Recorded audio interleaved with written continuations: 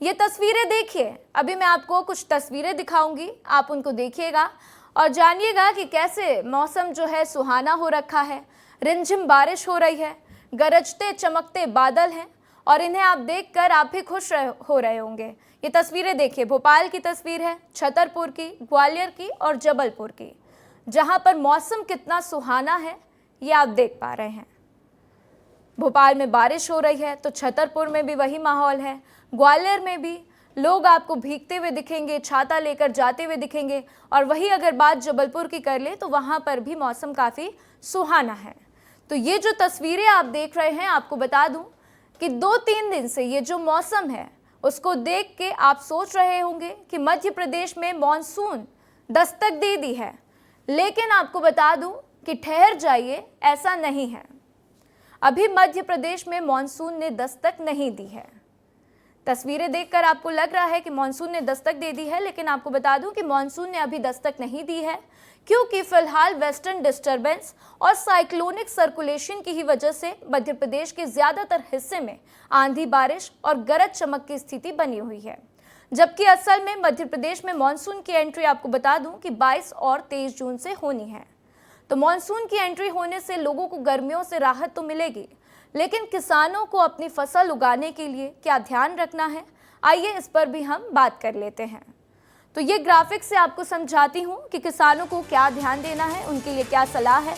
तो मानसून आने के बाद से जून के आखिरी या फिर जुलाई के दूसरे सप्ताह तक का समय जो है बोवनी के लिए बिल्कुल भी आपके लिए उपयुक्त है।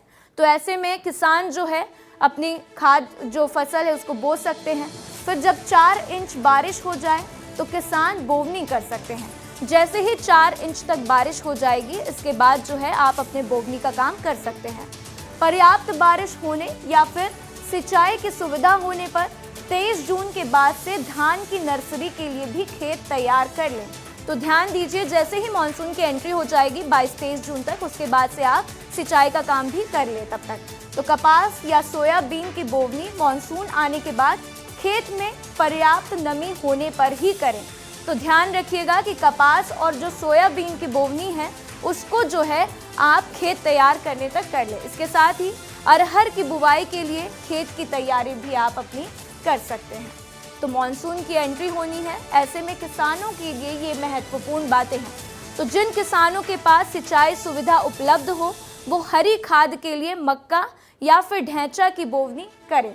तो जिनके पास भी सिंचाई की आपके पास जो भी उपलब्ध है सामान, उसके साथ जो है आप कर सकते हैं।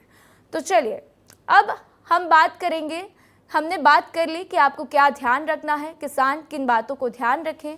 अब चलिए ये भी जान लेते हैं कि वो कौन से शहर हैं जिनमें आज मौसम विभाग ने ऑरेंज और येलो अलर्ट जारी किया है।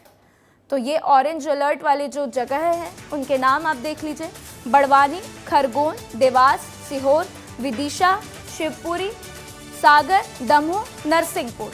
यहाँ पर मौसम विभाग ने ऑरेंज अलर्ट जारी किया है। इसके साथ ही येलो अलर्ट कौन से हैं?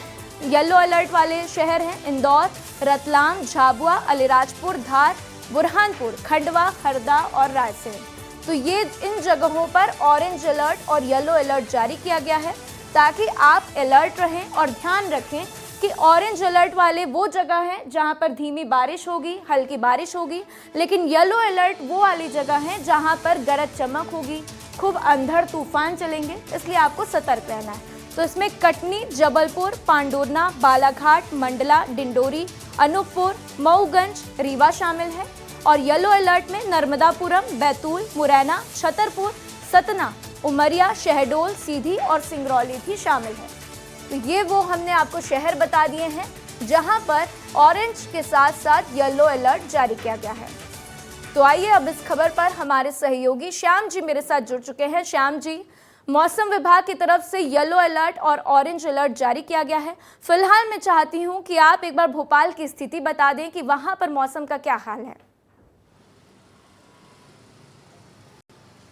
देखिए, भोपाल की अगर बात करें, राजधानी की अगर बात करें तो बीती रात पूरी रिमझिम बारिश होती रही और इसके कारण सुबह तक मौसम सुहाना था। लेकिन सुबह होने के बाद इस समय अगर देखा जाए तो उमस भरी गर्मी है और सूरज के तेवर जो है लोगों को परेशान कर रहे हैं। उमस इसलिए है क्योंकि ये जो छुटपुट बारिश हो रही है उससे कुछ भी नहीं होगा। जब तक मानसून नहीं आ जाएगा तब तक राहत मिलने वाली नहीं है। हाँ, ये जरूर है कि जो टेम्परेचर लगातार ऊपर जा रहा था वो अब स्थिर हो गया है, या फिर लोगों को छांव में अगर वो हैं तो उनको राहत मिल रही, घरों में राहत मिल रही है, लेकिन जब वो बाहर निकलते हैं तो चिलचिलाती गर्मी और धूप परेशान कर रही है। राधा। बिल्कुल श्याम जी, तो जैसे ही मॉनसून की एंट्री होगी लोगों को काफ़ी राहत मिलेगी, क्योंकि गर्मी से लोग बहुत परेशान हैं और अब तो येलो अलर्ट और ऑरेंज अलर्ट भी जारी कर दिया गया है। तो देखते हैं कि कैसे और कब लोगों को राहत मिलती है।